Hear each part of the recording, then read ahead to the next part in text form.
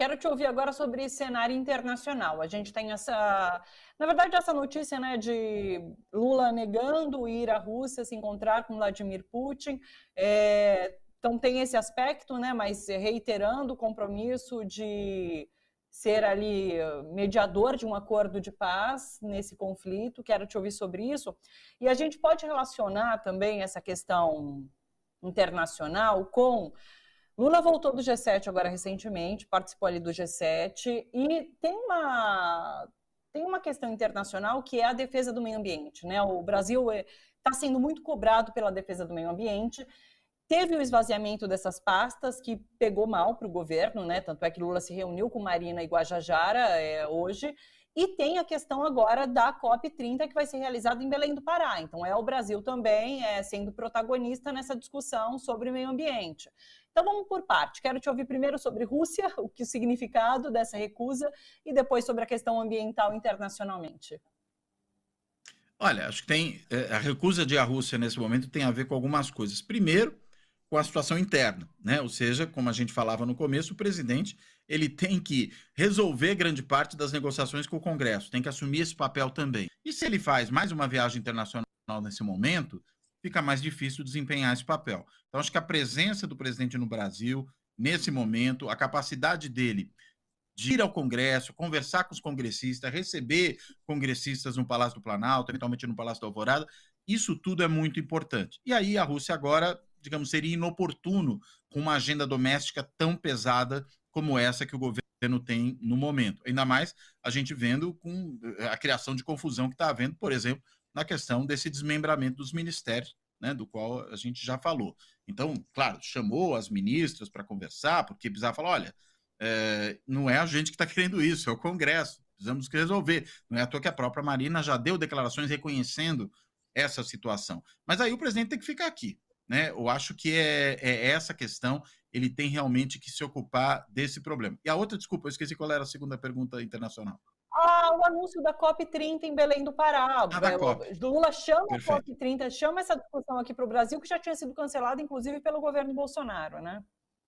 Não, verdade, verdade. Então, a COP30 ocorrer na Amazônia é muito simbólico, né? Isso já tinha sido dito há um tempo atrás, né? Que ela deveria ocorrer na Amazônia. E Belém é uma cidade, vamos dizer, muito estruturada para receber esse tipo de evento. Acho que por isso, inclusive, que se pretende fazer em Belém. Podia ser, eventualmente, por exemplo, em Manaus, né? Mas vai ser feita em Belém, né? Que é o grande centro, né, urbano ali da região norte. E acho que isso é importante para marcar a preocupação do governo com a preservação da região. Claro que isso acontece, né, essa confirmação, justamente no momento que a gente tem aí uma saia justa envolvendo o governo em relação àquela região por conta da intenção da Petrobras de prospectar petróleo na bacia amazônica e, ao mesmo tempo, você tem o risco ambiental que isso produz, né, que não é pequeno, não à toa houve esse parecer aí do IBAMA, fundamentado tecnicamente, tem uma série de peculiaridades daquela região que, por exemplo, não são encontradas aqui na Bacia de Santos, né, no litoral norte de São Paulo, no litoral do Rio de Janeiro, e que estão presentes no litoral norte do país. E aí, consequentemente, outras cautelas têm que ser tomadas. Mas o próprio presidente do IBAMA já sinalizou, falou, olha, apresentem um outro plano, né, apresentem uma outra proposta que dê mais garantias. Acho que ele está sinalizando que até dá para encaminhar isso, mas que não é pura e simplesmente na base de bater o pé e de fazer beicinho, né, que a coisa vai ser aprovada.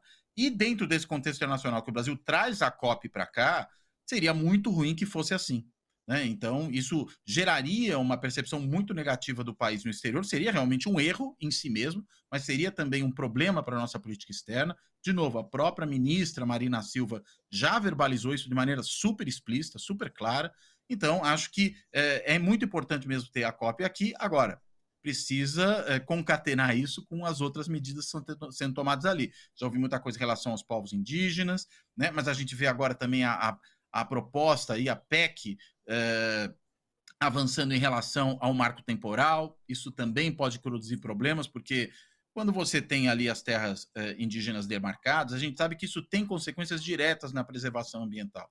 Não é importante só para os povos indígenas, embora seja também, e é muito importante por si só, mas é importante também porque eles operam como se costuma dizer, guardiões da floresta, né, como defensores do meio ambiente. Então essas coisas estão muito vinculadas. né? E aí, claro, é preciso concatenar essas políticas que estão sendo percebidas positivamente lá fora, no caso do executivo, com essas que vêm do legislativo que já não são tão bem percebidas assim, como a gente nota, e com razão, porque não dá para perceber positivamente isso, e claro também com isso que envolve a Petrobras. Então, é um cenário muito complexo, com consequências para essa atuação internacional do Brasil dentro da agenda ambiental, que é a agenda na qual a gente se credencia mais, muito mais, por exemplo, do que tentar e fazer a paz no leste europeu. Digamos, a gente não é nenhuma potência nuclear, nem uma potência militar, nem está no Conselho de Segurança da ONU como membro permanente e nem é dali da região. Então, tudo isso torna o papel do Brasil nessa área um papel, vamos reconhecer, ser realista, secundário. É claro que nem por isso o Brasil vai deixar de querer se colocar dessa maneira. E até a ligação, a convite do Putin é importante nesse sentido. Mas é mais na arena ambiental mesmo que o Brasil tem credenciais de potência de negociação no âmbito internacional. Professor, para finalizar, você arrisca nos dizer sobre qual aspecto devemos prestar atenção na semana que vem, na próxima semana? Tem algo que a gente tem que ficar ligado, que está para acontecer? Olha, a gente precisa ver como é que vai ser o resto do processo congressual. A CPI, ou as CPIs, né, no plural, começando. Acho que esse é um primeiro foco de atenção. Tem que ver como é que elas vão acontecer. Muito do que vai acontecer nelas tem a ver também com o que vier das investigações que estão sendo feitas no âmbito daquelas operações lideradas ali pelo Supremo Tribunal Federal, dos atos antidemocráticos, da intentona do 8 de janeiro, né? Tudo isso tem concatenação, sobretudo com a CPI do 8 de janeiro, que vai acontecer aí mista, né, entre Câmara e Senado, mas então pode chegar alguma coisa que de repente tudo que vai acontecer na CPI é pego de sopetão por algo assim. Então eu prestaria atenção na CPI, mas ficaria com um olho no peixe, outro no gato, olhando também aí essa questão do que vem do sistema de justiça, da Polícia Federal. Acho que esse é o primeiro ponto. O segundo é a agenda legislativa, propriamente dita, e o papel que o presidente Lula vai desempenhar nela. Todas essas coisas das quais a gente estava falando até agora, tem que ver como é que elas vão ser encaminhadas a partir do momento que o presidente entra em campo. Né? Porque na hora que ele entra em campo, e aí não é só o presidente ser, como alguns vão dizer, o Pelé da política. Veja, é o fato de ser o presidente.